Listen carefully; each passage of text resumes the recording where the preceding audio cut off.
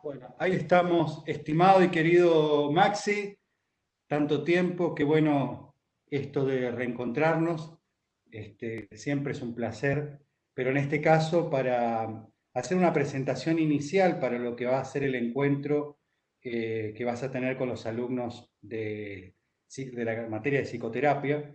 Entonces, para aprovechar ese momento con intensidad sobre más que todo sobre el abordaje, el cuerpo teórico de lo que es la terapia junguiana, hacemos un anticipo que sería presentar a Maxi Peralta. Bueno, ¿quién es Maxi Peralta? ¿Cómo llega a esta disciplina? Y sobre todo, ¿cuándo y en qué momento elige este abordaje y por qué? Bueno, Ilse, mira, en primer lugar, en esto de los que de algún modo adherimos a la sincronicidad, que ya podemos hablar, eh, estoy en este preciso momento que estábamos empezando a hablar con vos, recibiendo un mensaje que no sé por qué no apagué el celular. En realidad lo saqué del Wi-Fi y me quedaron datos. Y veo, no sé si se va a ver lo que te voy a mostrar, pero en este preciso momento, o sea que yo esto no lo sabía antes, sabía que estaba en situación de espera de esto, pero está saliendo el libro del que yo te había comentado, algo habíamos hablado No antes, te puedo te lo, creer, justo.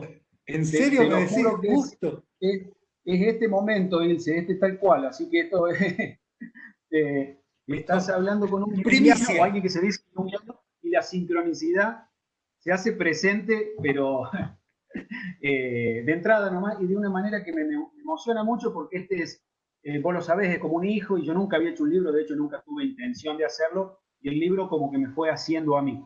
Así que, bueno, está en estos instantes, soy papá. Bueno, vos sabés que te quiero mucho, así que vos me habías anticipado de esto, celebro esta primicia y celebro por vos porque sé que tiene que ver con algo de la vida, de tu vida y que es letra de tu vida y no en ese libro.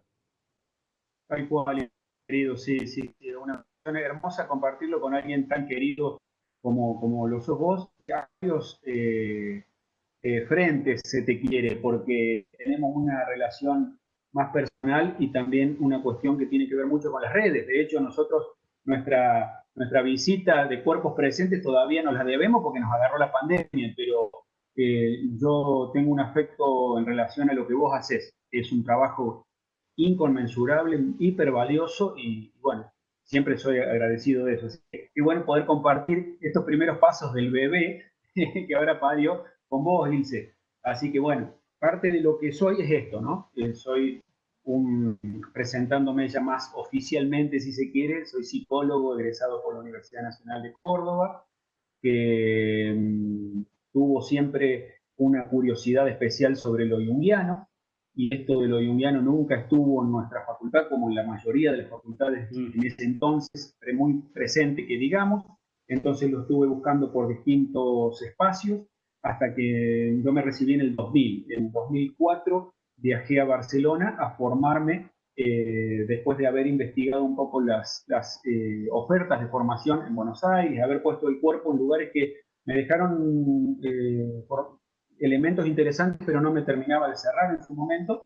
Y sí, me cerró totalmente una maestría que la atesoro en el corazón porque este equipo de profes de Barcelona son para mí entrañables, ¿no? Yo pude hacer ahí un proceso bien junguiano, muy vivenciado lo junguiano, ¿no? Más allá de que los cursos eran bastante teóricos, se notaba en la humildad de los profes, en la calidad y calidez, y eso la verdad que, bueno, esos 2 años de maestría me gustaron mucho en ese sentido, y a partir de ahí me quedé un tiempo más tratando de visitar todo lo que podía de Europa para luego volver en 2008 y ahí empezar a darle curso ya desde mí, expresar dos arquetipos, diríamos desde lo junguiano, dos imágenes, que es la del docente y la del terapeuta.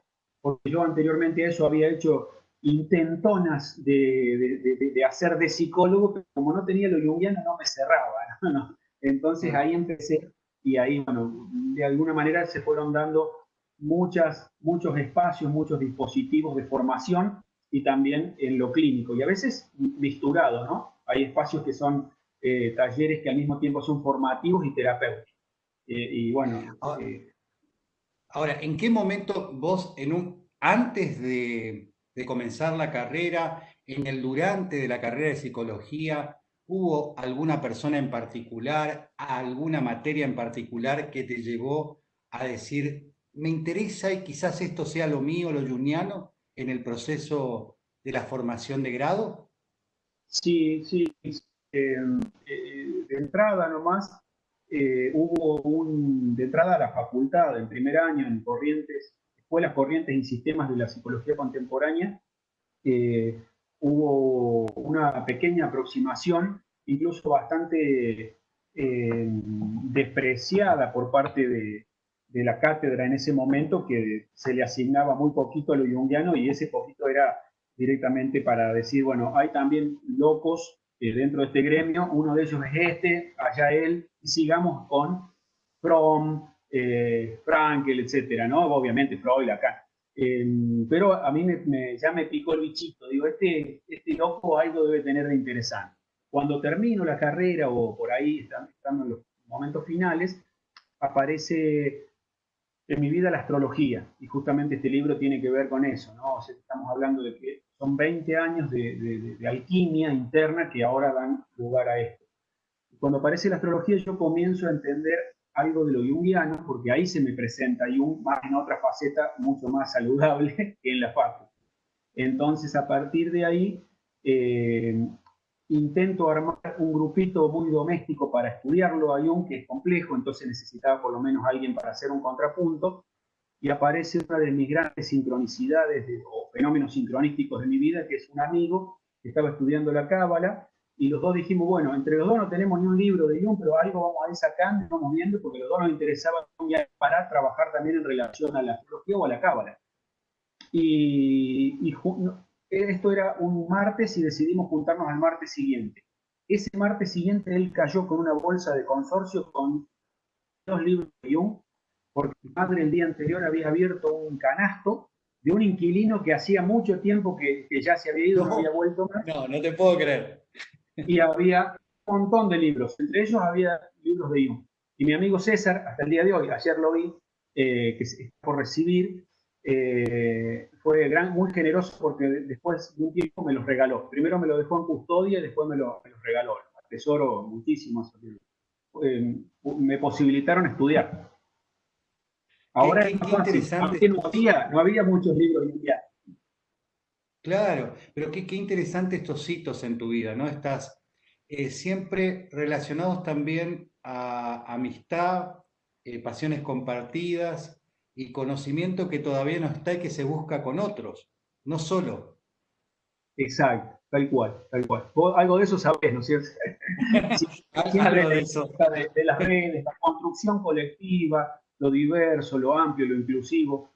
Yo creo que lo junguiano esencialmente habla de eso, aunque en nuestro gremio no es como moneda corriente, no se da mucho que diga. Y en este abanico, porque no sé si pasa, te pregunto a vos, hay interpretaciones, en todas las comunidades se abren dilemas de poder, discursos de quién supuestamente es más junguiano. Hay distintas escuelas junguianas, hay distintas instituciones que interpretan a Jung, hay algunas oficiales, otras extraoficiales. ¿Cómo está esa situación en la actualidad? Bueno, mira, en relación a eso, para darte un pantallazo más completo, te cuento una novedad también que una colaboradora del posgrado que estoy dando está terminando un trabajo que yo le encargué a raíz de una pregunta tuya, que es la pregunta que acabas de hacer, y lo que hemos hablado hace un tiempo. Entonces, después sí te voy a pasar ese archivo porque está muy completo, yo lo tengo que terminar de visar, pero ahí está toda la región, las distintas entidades que hay para que los alumnos puedan ver posibilidades de formación. Pero más allá de eso que es muy puntual, va a ser un archivo muy puntual y que lo voy a subir para compartirlo con todo el mundo, porque eso la verdad que es muy valioso, y te agradezco tu tu iniciativa en eso. Hay algo general, que es como las oficialidades versus las marginalidades.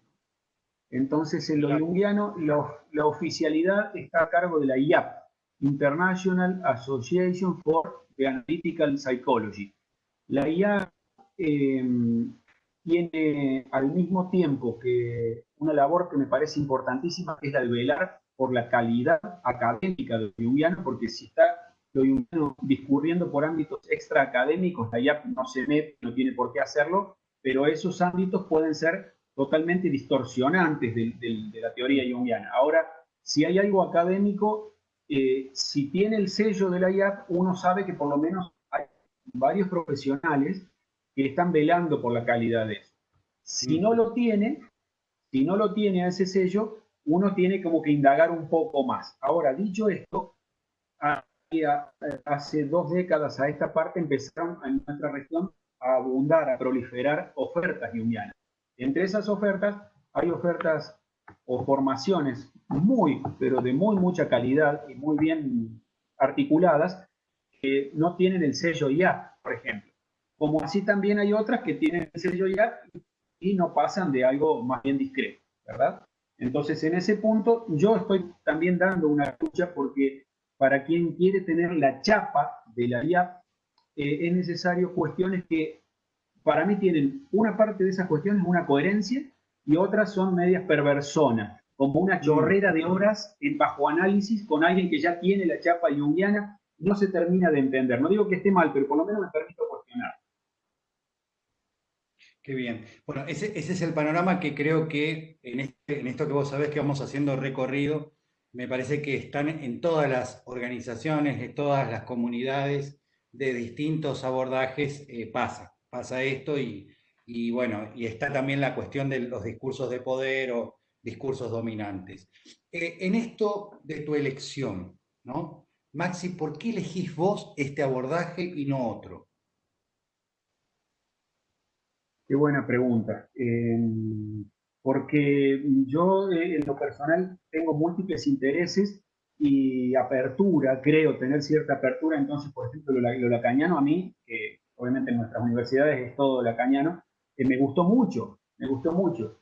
No tanto a nivel, no me figuraba una terapia, siendo estudiante, digamos, no me figuraba mucho una terapia lacaniana, pero lo teórico me encantaba y después, bueno, egresado, intenté hacer por ese lado porque también me gusta, como un montón de otras corrientes y escuelas también. Ahora, lo que terminó de inclinar la balanza para el lado junguiano fue la astrología.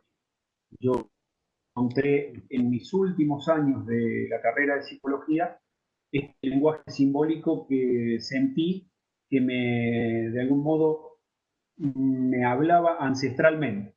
Sentí mucha afinidad simbólica, es decir, uno tiene percepciones que a veces las puede expresar más en términos racionales, a veces nada, y a veces lo que nos pasa generalmente es un intermedio, ¿no? Es muy simbólico. Entonces hay algo que podemos decir de eso y algo que no. En ese combo perceptual, yo cuando recibo la astrología digo, me permite hablar, permite que una parte profunda de mi ser se exprese. De otra manera no lo sentía tan, distintos lenguajes no los sentía tan representativos de mi esencia del ser, por decirlo. Entonces, al ir indagando en ese lenguaje, que por supuesto lleva su tiempito, como todo lenguaje simbólico, porque es con el cuerpo, es con la paciencia, es con, hoy vemos Aries, pero esto es un misterio, entonces no definimos Aries, sino que capaz que en 3 meses vas a tener un semblante de lo que es Aries, pues Tauro, y así un montón de aspectos, ¿no? Eso estuvo dado para mí por un maestro que es Rodrigo Llanes, que viene de la escuela de Eugenio Caruti, que es astrólogo humanístico, por lo tanto psicológico. Y esa psicología, la pata psicológica de la astrología psicológica, es junguiana. Entonces, sin duda que ves algo de Jung ahí, y ahí yo entré, como se dice, con pata y todo en lo junguiano, y encontré 2 disciplinas, 2 universos que se retroalimentan mutuamente.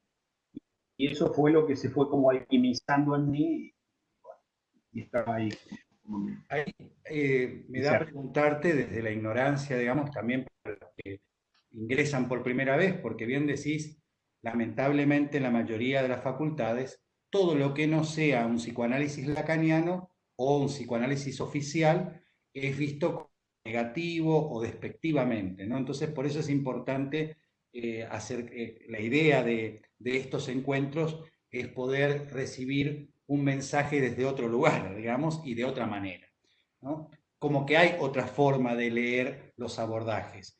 Y en este caso, digamos, ¿cuál es la relación? Diríamos, psicología analítica alimenta el abordaje terapéutico junguiano, hablamos de terapia simbólica, hablamos de terapia transpersonal, hablamos de que se alimenta de la psicología humanista. ¿Nos podés orientar ahí qué, o sea, si es lo mismo hablar de psicología analítica, de psicología junguiana, o la terapia o psicoterapia junguiana o terapia simbólica son otra cosa?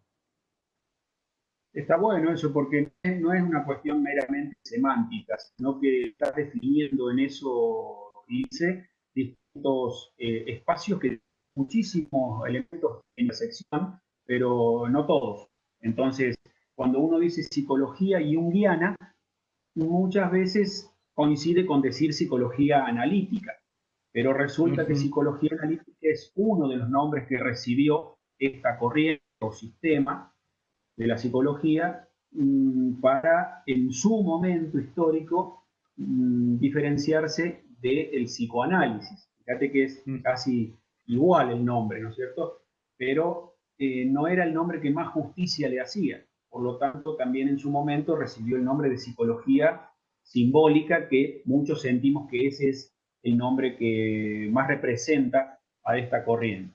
También recibió el nombre de psicología compleja, porque el término complejo fue acuñado eh, sistematizadamente, digamos, en el seno junguiano, por el propio Jung, etcétera, y es uno de los elementos centrales de esta teoría y práctica. Pero la que terminó prevaleciendo así como nomenclatura técnica fue la última, que es psicología analítica. Pero fíjate ya cómo podemos ver que hay disparidades entre distintas cuestiones. Y después la terapia, que es todo otro tema. ¿Por qué? Porque la terapéutica junguiana, desde el propio Jung, si definimos un método, él le llegó a llamar el método sin método. Imagínate vos qué favor le podríamos hacer a esta corriente, a esta hasta cosmovisión, diría, tratando de definir un método. Pero tampoco es un vale todo, porque Jung, fiel a su método científico, a su carácter pragmático, empirista, etcétera, tampoco le interesaba una posición surrealista en la que todo valga todo y no se pueda definir nada. Entonces siempre estuvo en la cornisa entre las cuestiones que se pueden definir científica y racionalmente, pero dándole mucho lugar también a cuestiones que no necesariamente nos van a cerrar desde lo racional, y por eso lo simbólico abarca esas dos patas y me parece que es lo más representativo de lo junguiano, tanto en teoría como en práctica. Y en lo que hace al proceso, ¿no? De la teoría, hay una teoría propiamente iniciada por Jung y hay después desarrollos y desarrolladores, exponentes que le dieron otra entidad al mismo abordaje, porque viste que muchas veces se da historia de las terapias, no se da la actualidad. Entonces, hay un desarrollo posterior, hay nuevas apreciaciones sin, por decir así, dejar de lado el núcleo duro de lo que presentó Jung. Totalmente. A mí me parece que eso es lo interesante de esta corriente, que en todas aparecen líneas evolutivas. No digo que es porque lo evolutivo sea mejor o peor, sino porque en el avance de una corriente van apareciendo distintas formas de practicarla a nivel de lo terapéutico. Pero a diferencia de otras corrientes, la junguiana se define por eso. Se define porque cada cultor sea un intérprete muy especial y diferente de la misma música. Entonces, en ese sentido, si uno se ve repitiendo demasiado las formas de interpretar estas partituras, no estaría, digamos, en sintonía con algunos elementos que funcionan como esenciales en la terapéutica. Dicho esto, no hay que desconocer eh, el bagaje de recursos básicos de lo junguiano, que a partir de ahí toda terapia debería velar por eso. Proceso de individuación, mecanismo de compensación, salud es igual a completud, integración, sombra, es decir, hay un montón de cosas que están en todos nosotros en tanto terapeutas. Ahora bien, la capacidad de lectura de la singularidad de cada hecho, como nos pasó a nosotros recién, que apenas empezamos a hablar, llegó el libro, y yo le doy mucha importancia a eso, en una terapia pasan cosas similares y hace que sea muy diferente un caso a otro, una sesión a otra, y eso también creo yo al menos define mucho lo junguiano. En esto de, la verdad que no solamente Jung, sino cuando vamos encontrando estas personas que dejaron para la humanidad una riqueza importante, pero una riqueza abierta, ¿no? Una riqueza no terminada, propia de la condición del ser humano. Jung dialogaba mucho y son personas muy cultas que no se quedaron en una disciplina, es más, no se quedaron en la medicina o el método anátomo clínico, comenzaron a dialogar con la literatura, la filosofía, personas de lo que, como decían nuestros abuelos, muy cultas, ¿no? ¿Con qué dialoga o dialogaría en este momento, en este contexto histórico, el abordaje junguiano? ¿Dialogaría con otros abordajes? ¿Tendría esta posibilidad de producir encuentros con otros cuerpos teóricos, con otros abordajes? Lo haría como premisa fundamental, como también lo propone Jung en aquel momento. Es decir, si algo define también a lo junguiano es esa actitud que vos acabás de mencionar, Ilse. De hecho, él, hablando rápidamente, es como que se decía, Jung no quiere junguianos. Entonces, mientras más heterogénea era la composición de un grupo donde discurría esto llamado hoy junguiano, ahí es donde el propio Jung sentía que la cosa iba por un mejor carril. Y en la medida en que más endogámica se tornaba la cosa, y viste, venía el hijo bobo, diría yo. En una cuestión formativa, ¿no? Y con esto vamos cerrando por los tiempos.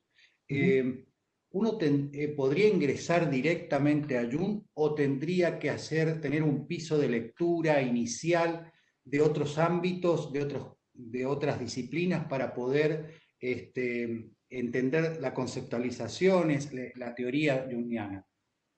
A mí me encanta ese tipo de pregunta, y siempre le agradezco porque nosotros que tratamos de habitar el arquetipo del docente, parece que ahí tiene la salud y el respeto para con el alumno, ¿no? Tiene mucho que ver con ese tipo de preguntas, porque no siempre empezar por cualquier lado es inocuo, sino a veces cuesta mucho más desaprender y a veces no se logra, y ya me perdí, no digo la esencia, no soy quien, no tengo autoridad, pero me perdí algo interesante de la cosa en sí, ¿no? Entonces yo creo que lo junguiano, para mi modo de ver, es muy personal, pero es tan altamente, tan preeminentemente simbólico, que si yo empiezo demasiado intelectual, es muy difícil traer el agua al molino después de lo simbólico. Por lo tanto, yo empezaría por una actitud poética. Si pudiéramos con Ilse organizar una escuelita junguiana, decir, bueno, ¿qué vemos primero? Bueno, arte. ¿Y dónde está Jung ahí? Y bueno, vamos a ver que está mucho ahí, porque es la actitud metaforizante de la vida, simbolizante de la vida, que le quita literalización, esa, cosas demasiado estructuradas y rígidas, la que me parece que es el motor de salud en lo junguiano. Y acceder a lo junguiano desde como casi todas las instancias de nuestro querido occidente, que es desde la cabezota, en algunas cosas da resultado, en lo junguiano es totalmente opuesto. Entonces, lo junguiano, el seno de lo junguiano ha parido muchos que se dicen junguianos, pero que en realidad son intelecto junguianos. Es decir, es una función de las cuatro que se ha exacerbado y se ha endiosado, en lugar de equilibrar ese pensamiento también con el sentimiento, con la sensación y con la intuición. O sea, siguiendo la línea de la primera parte de la entrevista y con esta, podemos llegar a decir que como experiencia sería interesante propiciar una vivencia junguiana para luego ingresar a un pensamiento junguiano, para luego hablar de una teoría y una práctica junguiana. No podría estar más de acuerdo, y después estemos ya en la teoría y la práctica, si uno dice, che, fíjate primero tal libro, después tal otro, pero como para ordenar que vos vivís haciendo también, ¿no es cierto? Un orden secuencial correlativo, entre comillas, para que no sea tan difícil. Pero eso vendría después de, para mí, esa vivencia que vos mencionas. Qué Con bueno. nuestro ser poético.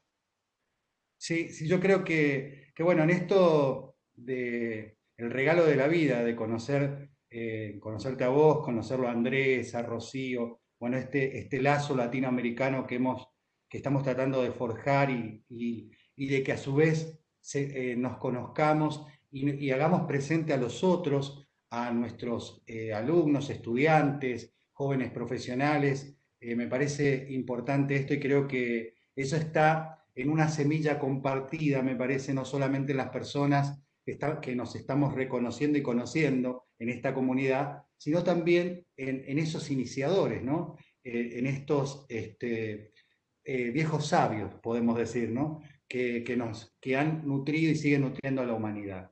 Así que bueno, te agradezco, no sé si vos querés cerrar con un mensaje final, que en realidad va a ser el inicio del encuentro con los estudiantes, muy cerca estamos de ese encuentro en el aula virtual.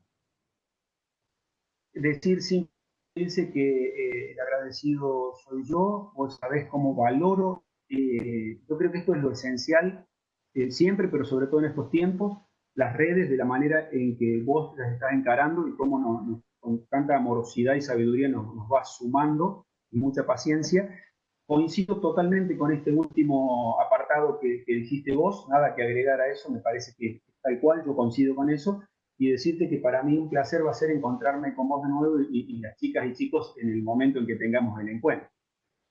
Dale, te mando un abrazo virtual y bueno, ojalá que pronto podamos hacer ese asadito compartido que decíamos, esa comida compartida, ese banquete con todos los amigos, con esta fraternidad que se ha formado latinoamericana. Bueno, que tengas una hermosa jornada y nos estamos viendo muy pronto. Gracias, dice, buena jornada para vos y ojalá se dé pronto ese encuentro. Nos vemos. Abrazo grande.